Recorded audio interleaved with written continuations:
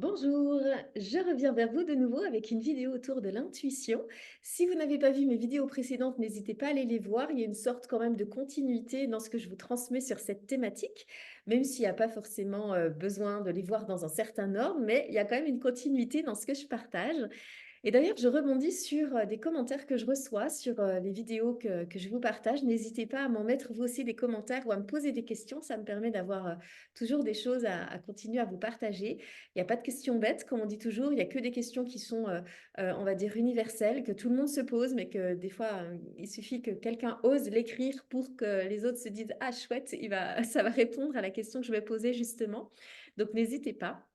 Et puis, c'est un chemin pour tout le monde, moi la première.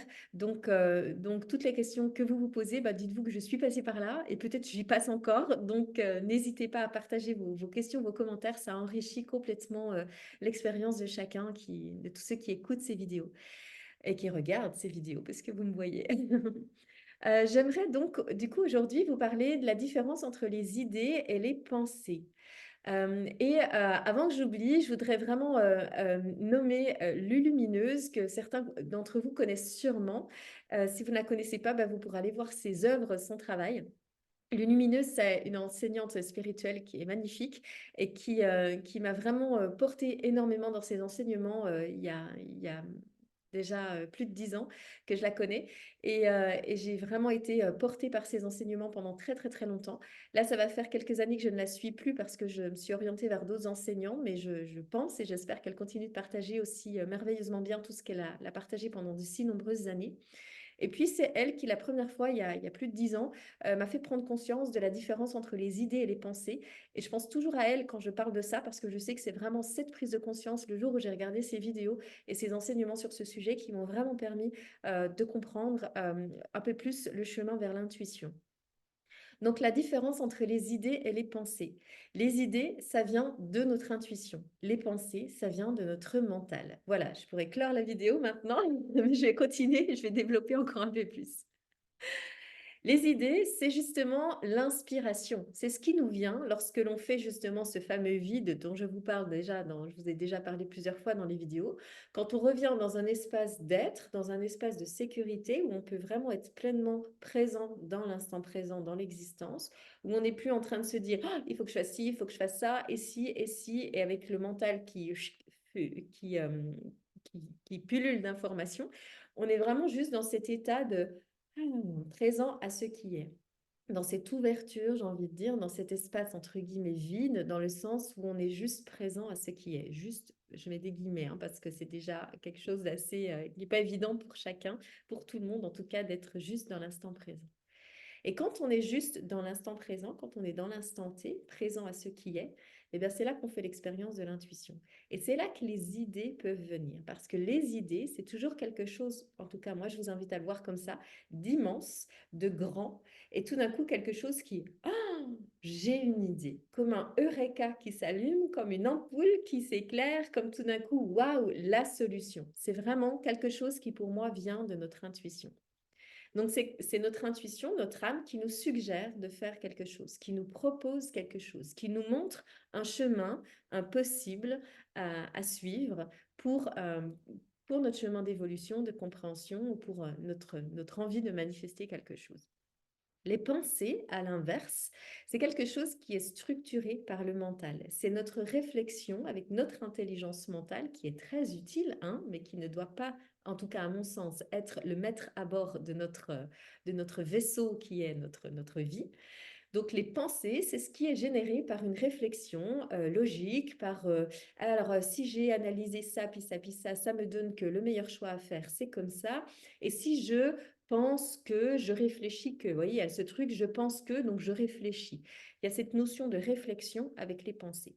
Donc c'est plutôt une info qu'on ressasse, c'est-à-dire qu'une pensée fait toujours faire référence à quelque chose qui est déjà connu, donc quelque chose qui s'est déjà passé, et on va se servir de cette expérience passée, que ce soit un souvenir, que ce soit une expérience, quelque chose, pour arriver à réfléchir à ce que l'on est en train de vivre dans l'instant présent. Et au risque de me répéter, parce que j'ai déjà dit dans des vidéos précédentes, mais c'est tellement primordial que je le redis encore, le mental, lui, fonctionne avec ce qu'il sait déjà, avec ce qu'il a déjà expérimenté. Donc, si vous voulez trouver une solution neuve, toute fraîche pour votre situation à l'instant présent, ne cherchez pas à le faire avec votre mental. Alors, bien sûr, plein de fois, ça nous est utile. Si je suis au bord d'une autoroute et que je veux traverser, on ne traverse pas une autoroute, hein, mais c'est une image. Si je suis au bord de l'autoroute et que je veux traverser, le mental qui a enregistré l'information que c'est dangereux parce qu'il y a déjà des gens qui se sont fait renverser en essayant de faire ça, eh bien, c'est très utile, on est bien d'accord. Par contre, quand je me trouve dans ma vie à vouloir être inspirée par quelque chose de nouveau, à vouloir changer une situation. Par exemple, ça fait 10 ans que je suis en couple avec quelqu'un qui me parle mal, qui est toxique, qui est peut-être un pervers narcissique, comme on en entend beaucoup parler maintenant, qui est en tout cas une relation qui ne va pas. Et puis, je continue de réfléchir en me disant, tiens, la dernière fois, j'avais fait ça, ça avait marché, je recommence et je réessaye. Si vous voyez, si à ma problématique du jour, je cherche à trouver une solution avec mes pensées, je vais peut-être trouver des solutions, mais ce sera peut-être pas quelque chose d'innovant, ce sera peut-être pas quelque chose de transcendant, ce sera peut-être pas la solution la plus grande que vous pouvez recevoir. Donc moi, je vous invite en fait à être dans cette porte ouverte intérieure pour recevoir les idées et non pas les pensées. Et vous allez pouvoir vous rendre compte dans votre quotidien qu'on est assailli de pensées. Par contre, que les idées, on en a un petit peu moins, mais que quand elles viennent, c'est du béton, c'est du solide, c'est puissant, c'est grandiose. Et cette notion de grandiose est vraiment rattachée pour moi au chemin de l'âme et au chemin de l'intuition. Les pensées, je voulais aussi vous partager ça, elles génèrent souvent des émotions. Les émotions qui, du coup, sont liées justement à un passé, à un souvenir ou quelque chose. Les idées, c'est pas forcément pour moi une émotion qui est associée à une idée, c'est plus une sensation de grandeur, de quelque chose qui nous élève, qui nous emmène vers une situation plus grande, une solution plus grande, etc. Donc pour moi, c'est toujours plein d'énergie, c'est vivant, c'est porteur, c'est... Voilà. Alors que des pensées, c'est plus quelque chose qui resserre, qui colle. Voilà. Je vous inviterai à mettre en commentaire vous voyez, la différence entre les idées et les pensées pour qu'on continue d'avancer ensemble sur les réflexions sur ce sujet. Après, là où je voulais du coup rebondir sur un commentaire que j'ai eu dans une précédente vidéo, avec une personne qui disait, alors moi, j'arrive pas à écouter mon intuition, et quand je l'écoute, bah, le mental reprend le dessus. Alors ça, je vous cache pas que c'est quelque chose qui arrive à tout le monde, moi la première. Et c'est un vrai job de continuer à être toujours connecté à son intuition. C'est-à-dire que ce qui se passe pour beaucoup de gens quand on commence à s'ouvrir à l'écoute de son intuition, ou en tout cas prendre conscience qu'on a de l'intuition et que, tiens, si on l'écoutait, qu'est-ce que ça change? Très souvent, quand on a l'habitude de réfléchir et d'avoir des pensées et d'analyser avec notre mental, eh ben, le mental va nous laisser la brèche pendant quelques secondes d'avoir accès à notre intuition, peut-être quelques minutes s'il est très généreux ce jour-là. Par contre, paf, il va reprendre ensuite l'idée de notre intuition pour la mettre à la sauce mentale. Concrètement, ça donne, tiens, j'ai une idée de créer ce truc-là pour mon activité professionnelle. Voilà, je parle de quelque chose qui me parle à moi. Tiens, j'ai l'idée de créer un nouveau stage, super. Et là, qu'est-ce qui se passe? Soit je reste connectée à mon intuition et je me dis, OK, je reçois l'idée. Est-ce qu'il y a quelque chose d'autre à recevoir? Je laisse le canal ouvert pour recevoir s'il y a d'autres infos. S'il n'y a rien de plus, c'est là le danger. Le mental souvent se dit, alors, puisqu'on a reçu l'idée, très bien, on va passer par le plan A, le plan B. Alors, ça va consister à, on va reprendre nos anciens stages, on va refaire les mêmes avec une nouvelle sauce, on va rajouter ça, rajouter ça. Et là, c'est le mental qui entre en action, qui reprend, on va dire, le, le fait, il va reprendre le projet comme si c'était lui qui était tout d'un coup comment on dit, le chef de projet. Et en fait, ce qu'il faut surtout pas faire, si je peux dire ça comme ça, c'est laisser la place à ce mental pour qu'il reprenne le dessus dans ce projet. L'idée, ça va être de rester à l'écoute de son intuition. Alors des fois, l'intuition, ben, lundi, elle va nous donner une super info. Tiens, tu vas organiser un stage pour... Waouh, waouh, waouh, super info. Pop, plus rien. attention mental, ne reprends pas mon idée, laisse l'intuition continuer à me donner à l'instant où c'est juste, au moment où ce sera juste, la suite du déroulement du projet. Donc peut-être que le lundi, j'ai l'info d'un super stage, génial. Le mardi, rien. Le mercredi, rien. Le jeudi, je vais faire un truc, une pratique, je sais pas quoi, puis je vais me dire, je sens que ça, j'ai envie de l'intégrer au stage. Super. Hop, deuxième info. Et puis petit à petit, ben, on va laisser comme ça le projet se construire à chaque fois que l'intuition viendra nous ramener une information supplémentaire, une idée complémentaire. Et puis, on va comme ça laisser le projet se construire au fil de notre intuition. Le plus dur, je le répète, pour le mental, c'est de se dire le lundi, ah, j'ai une info, c'est bon, alors je déroule le plan. Plan A, plan B, petit A, petit C, petit D, point 1, point 2, point 3, et je déroule le plan. Stop, là, c'est le mental qui veut reprendre le dessus. Non, non, non, je reste intuitive, je reste à l'écoute. Peut-être que le lundi, vous aurez tout le plan déroulé de A à Z. Moi, ça m'est arrivé. C'est magique quand ça arrive. Tout d'un coup, en une fraction de seconde ou en quelques minutes, tout s'écrit et on a toutes les infos et après, ben, on prend le temps de les créer. Mais en tout cas, peut-être qu'aussi, il y a des fois, ça m'arrive comme ça, ben, ça prend le temps de cheminer. C'est-à-dire que j'ai une info un jour, la suite plus tard, la suite plus tard. Mais si je reste connectée à mon intuition, si je fais attention à ce que mon mental ne prenne pas le dessus, ben, du coup, ça va se dérouler en temps et en heure au fur et à mesure de ce que je peux recevoir ou de ce qui est juste que je reçois à chaque instant.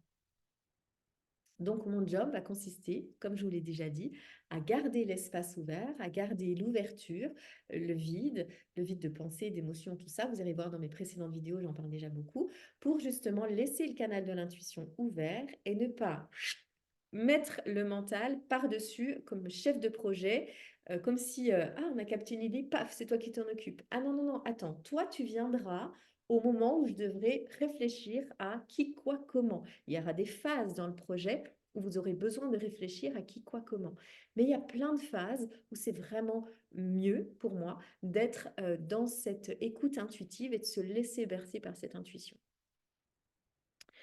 Donc, attention au mental qui veut du coup reprendre vos idées pour les recombiner comme lui, il a envie, comme il a prévu, comme c'est sécure, hein, parce que ça va reboucher votre tuyau de l'intuition, comme dit Lulumineuse, et ça va vraiment, vous, être votre job de garder ce tuyau, ce canal clair, vide, tout le long du processus de création de votre idée, de votre projet, pour que du coup, ça aille toujours vers quelque chose de plus grand, plus grand, plus grand, et puis pas plus grand, enfin si, plus grand, et puis que ça reste en tout cas connecté à la vision la plus haute que vous pouvez avoir. Et puis la vision la plus haute, on ne l'a pas forcément dans la tête. Des fois, c'est un ressenti, des fois, c'est quelque chose de toujours plus grand, toujours plus haut. Donc, dernière petite info à vous partager, être à l'écoute de son intuition, c'est accepter qu'on ne comprend pas toujours le cheminement, le déroulement de notre vie et de notre existence. C'est accepter que des fois, on a une info et on n'a pas la suite. C'est accepter des fois qu'on a une vision et qu'on imaginait que ça allait partir comme ça, mais en fait non, parce que l'imagination, c'est ce que le mental fait. Enfin, en tout cas, on avait pensé qu'avec cette idée, ça allait nous amener là. Mais non, en fait, si on continue de suivre notre intuition, en fait, finalement, c'était pas là que ça nous amenait, c'était là, c'était ailleurs, c'était pour autre chose.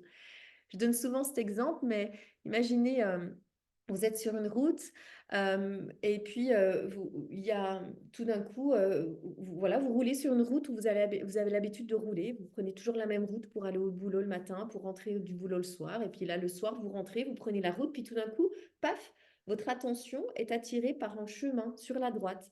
Et vous vous dites, tiens, ça a l'air sympa ce chemin. Alors, tout ça se passe en une fraction de seconde.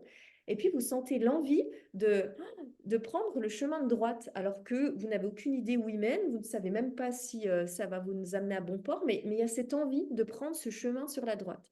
Alors, vous prenez le chemin sur la droite parce que vous faites attention à votre intuition et vous savez que c'est chouette quand on l'écoute. Alors, vous prenez ce chemin de la droite et puis au bout de 2 kilomètres, paf, vous crevez parce que vous roulez dans une ornière, par exemple, et votre pneu éclate et vous crevez. Et là, vous vous dites, enfin, forcément, si vous êtes comme moi ou comme la majeure partie des êtres humains, vous allez vous dire, oh non, mais alors mon intuition, super, Delphine, tu as eu l'intuition de tourner à droite, tu t'es mis dans un guet-apens. Là, vous allez forcément vous dire, mon intuition à 2 balles, je n'aurais jamais dû l'écouter, ça marche pas. Vous allez penser à moi, vous allez dire, ça marche pas l'intuition. Bon, vous allez faire quoi? Bah, vous allez appeler un garagiste. Vous appelez un garagiste et puis le garagiste vous dit, oui, pas de souci, je viens vous dépanner, pas de problème, j'arrive dans une heure.